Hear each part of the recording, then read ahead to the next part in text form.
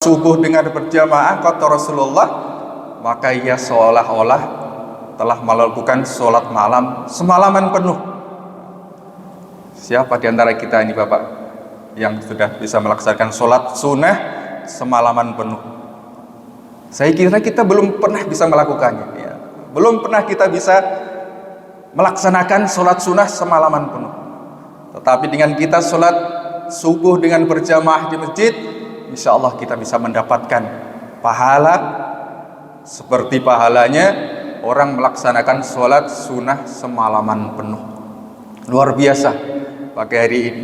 Selain itu, setelah kita sholat subuh dengan berjamaah, kita dilanjutkan dengan halaqah ilmu bersama-sama ya. Ini keutamaan yang luar biasa lagi, yang kata Rasulullah Sallallahu Alaihi Wasallam mengibaratkan halaqah ini seperti kita berada di taman-taman surga. Luar biasa ya. Maka sungguh aneh jika ada orang yang tidak suka berada di taman-taman surga. Aneh betul ya. Rasulullah mengatakan ini halaqah ilmu itu seperti taman-taman surga. Nah, taman surga. Maka seharusnya kita harus kerasan berada di halaqah ilmu, karena kita berada apa? Di taman-taman surga. Belum lagi keutamaan-keutamaan kita dalam mencari ilmu di halaqah ilmu yang luar biasanya. Yang kata Rasulullah, siapa saja yang hadir di majelis ilmu, maka semua makhluk-makhluk Allah akan mendoakan kita semuanya. Bahkan kata Rasulullah, ikan yang ada di dasar lautan yang paling dalam pun mendoakan bagi orang-orang yang berada di majelis ilmu. Semua makhluk Allah, malaikat-malaikat Allah selalu mendoakan orang-orang yang selalu hadir dalam majelis ilmu. Ini luar biasanya keutamaan kita berada di majelis ilmu. Maka sayang jika ada majelis ilmu, halaqah ilmu, walaupun itu cuma sebentar, tapi kita tidak bisa menghadirinya. Sungguh sayang sekali kesempatan ini ya. Sayang sekali kita tidak bisa menambah amal-amal kebaikan itu. Hadirin jamaah yang dimuliakan Allah, bahkan kota Amanain, bagi kita yang bisa menghadiri sholat berjamaah, selama kita itu masih dalam shop berjamaah atau kita belum keluar dari masjid, maka malaikat akan selalu mendoakan kita ya. Apa doa malaikat? Allahumma gfir lahu. Luar biasa doa malaikat. Allahumma gfir lahu, Allahumma tub alaihi malam yu'ti fihi malam yuhdis fihi. Ya Allah, ampunilah dia. Malaikat itu, kalau kita sekarang sedang berada di dalam masjid melaksanakan sholat berjamaah, sampai kita belum pulang ke rumah, kita masih dalam masjid, kita selalu didoakan malaikat. Doa malaikat yang luar biasa. Ya Allah, ampunilah dia, ampuni dia orang-orang yang ada berada dalam masjid itu ya. Terimalah taubatnya ya Allah, selama ia tidak menyakiti orang lain dan selama ia sebelum berhadas. Ini luar biasanya keutamaan ini yang kita tidak bisa dapatkan kecuali kita menghadiri di sholat jamaah kita dan menghadiri di majelis halaqah ilmu kita. Hadirin jamaah yang dimuliakan Allah, dalam kitab hadis Arba'in An-Nawawiyah pada urutan keempat, Rasulullah SAW pernah menjelaskan tentang amalan terakhir manusia ya.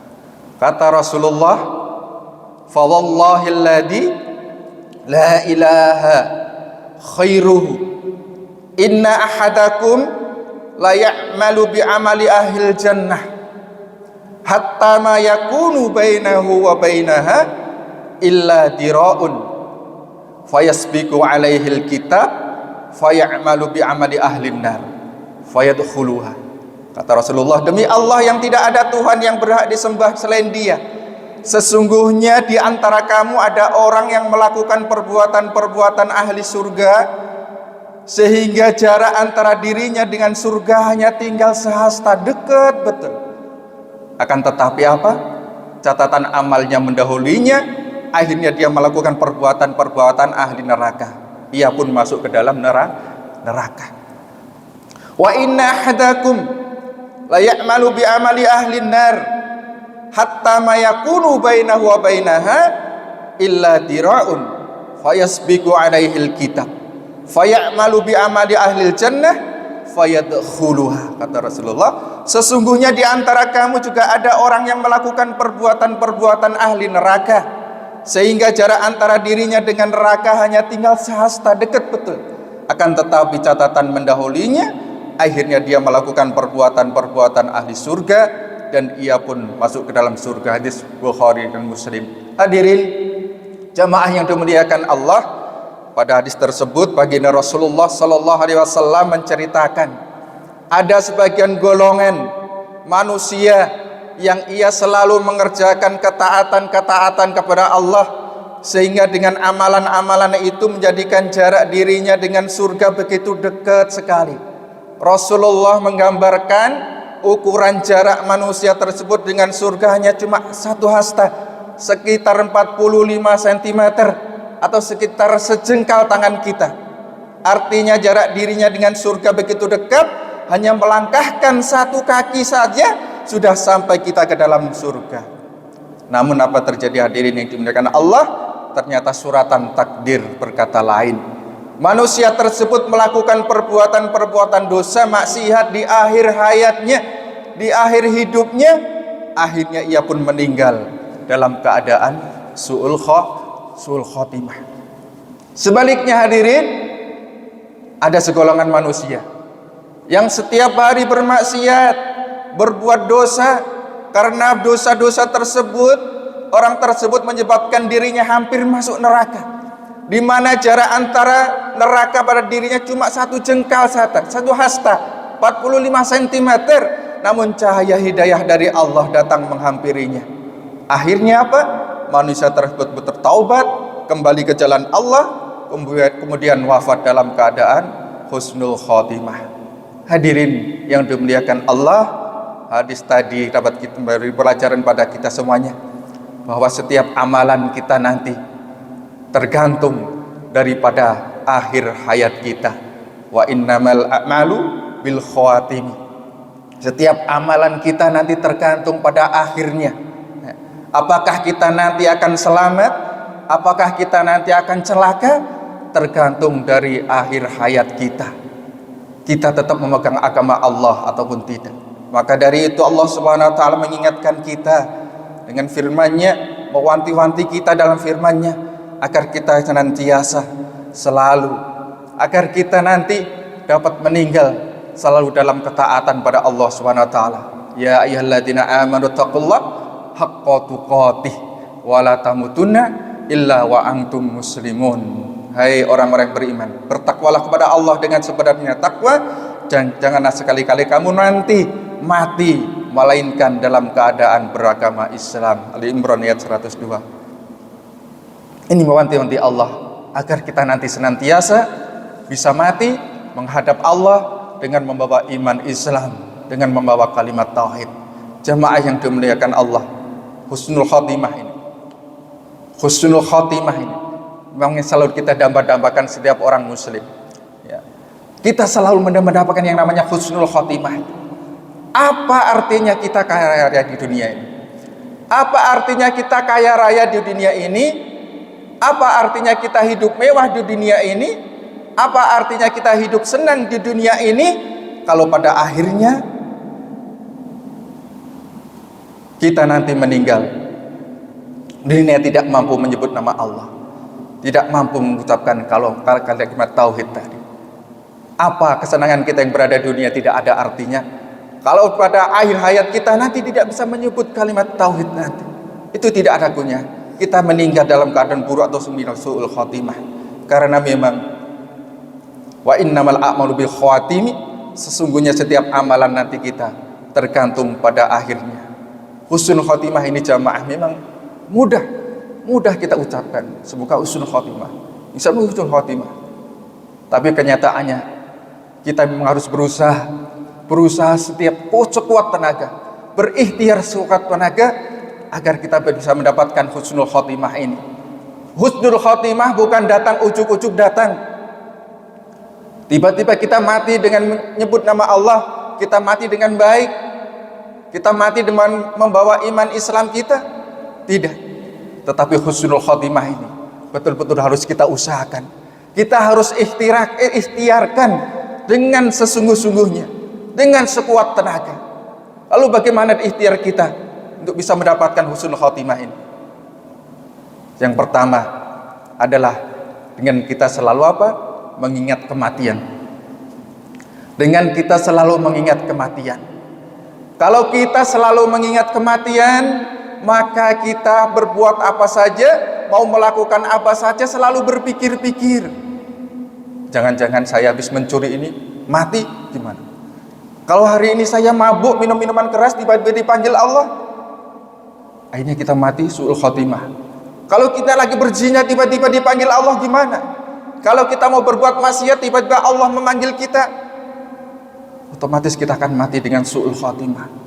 Maka dengan mengingat kematian ini, seandainya hari ini kita dipanggil oleh Allah, seandainya hari ini kita melakukan ini dipanggil oleh Allah, apa yang terjadi? Maka salah satu ikhtiar kita, usaha kita agar kita bisa mendapatkan husnul khotimah nanti, kita selalu mengingat kematian itu. Kematian itu akan datang kapan saja, ajal itu akan datang kapan saja, tidak pandang dia sudah tua, ya. Tidak pandang dia sudah tua, ya. Kadang-kadang yang masih muda banyak yang meninggal juga, ya. Masih kecil banyak yang meninggal juga, masih dalam perut banyak yang meninggal juga, ya. Kita tidak tahu kapan mati itu datang. Maka dari itu, dengan mengingat kematian, insya Allah kita akan selalu berada di jalan Allah Subhanahu wa taala. Kita akan selalu ingat mati dan akhirnya apa? Akan selalu semangat melakukan ketaatan-ketaatan pada Allah Subhanahu wa taala. Dan yang kedua adalah kita niatkan, kita berazam, kita niatkan dalam hati kita akan selalu melaksanakan, menjaga perintah-perintah agama, perintah-perintah Allah Subhanahu wa taala. Jangan sampai sekali-kali kita apapun perintah Allah kita larang. Jangan sampai sekali-kali kita melanggar perintah-perintah Allah. Jangan sampai kita meninggalkan perintah Allah, apalagi melanggar larangan-larangan Allah.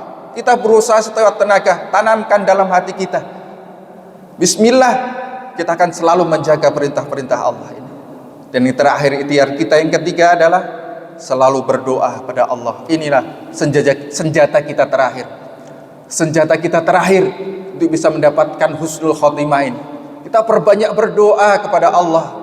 Banyak doa-doa yang diajarkan Rasulullah SAW tentang agar kita selalu mendapatkan istiqomah di dalam akhir hayat kita nanti. Dalam Al-Quran, dalam surah Yusuf, Nabi Yusuf mencontohkan doa supaya mesti husnul khotimah. Tawaffani muslimah walhiqni bis-solihin. Ya Allah, kata Nabi Yusuf, wafatkanlah aku dalam keadaan Islam dan gabungkanlah aku dengan orang-orang yang saleh.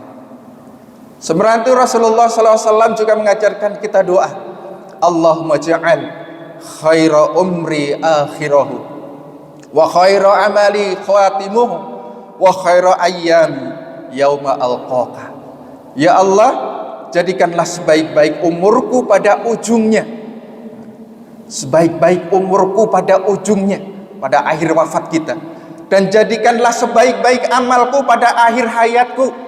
Semoga pada waktu Allah mengambil nafas kita, mengambil nyawa kita, kita melakukan amalan-amalan yang baik dan dijadikan sebaik-baik hariku pada saat aku bertemu denganmu di akhirat nanti. Hadis riwayat Ibnu As-Sunni.